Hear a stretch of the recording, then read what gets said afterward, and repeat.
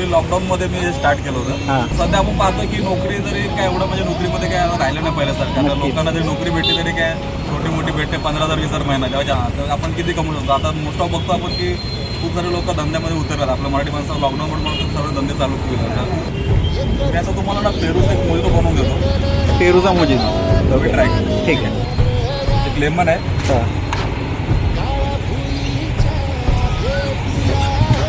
पुदिन्याची पानं आहेत, पुदिन्याची पाने आहेत.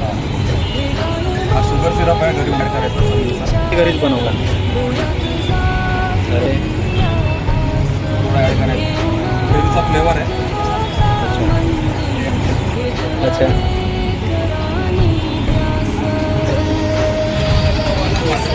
सोडा ॲड करायचा.